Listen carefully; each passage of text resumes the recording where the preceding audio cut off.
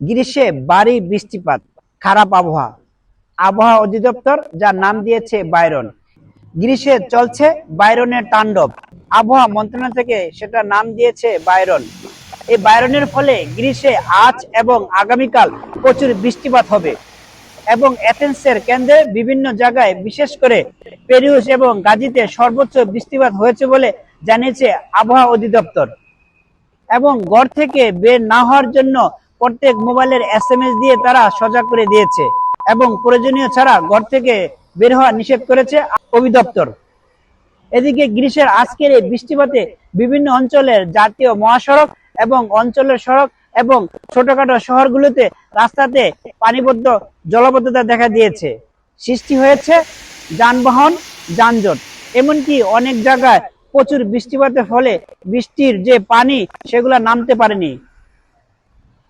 আগামীকাল এদেশের সুরক্ষা মন্ত্রণালয় বিভিন্ন সতর্কাবস্থা জারি করেছে। Να επιδείξουν ιδιαίτερη προσοχή και να παρακολουθούν στενά τις επίσημες ανακοινώσεις και τις οδηγίες του 112. বিশেষ করে ফায়ার সার্ভিস, স্বাস্থ্য, জ্বালানি কয়েকটি খাতকে সতর্ক অবস্থায় রেখেছে।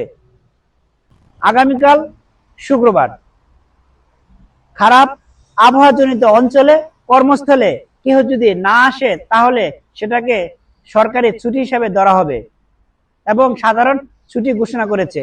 এবং আতিকার অনেক স্কুল আগামীকাল খোলা রাখা হবে না, বিশেষ করে বাচ্চাদের এবং অনেক স্কুলগুলো। Ασφάλεια των παιδιών μας είναι διαπραγμάτευτη προτεραιότητα. Γνωρίζουμε ότι τα φαινόμενα δεν θα επηρεάσουν με την ίδια ένταση κάθε περιοχή του λεκανοπεδίου. Οφείλουμε όμως να λειτουργούμε με τη μέγιστη δυνατή πρόνοια. Να προλαμβάνουμε και όχι να τρέχουμε πίσω από τις εξελίξεις. আগামীকাল গ্রীষ্মের সকল স্কুলগুলো বন্ধ রেখেছে এবং প্রয়োজনীয় ঘর থেকে বের না হওয়ার জন্য নিষেধ করেছে। গ্রীষ্মের বিভিন্ন অঞ্চলের যে ভূমিধস এবং জলাবদ্ধতার সৃষ্টি হয়েছে, বিশেষ করে ম্যাসেডোনিয়া, থেসালি, ত্রিকালা, পূর্ব গ্রিস, আতিকি।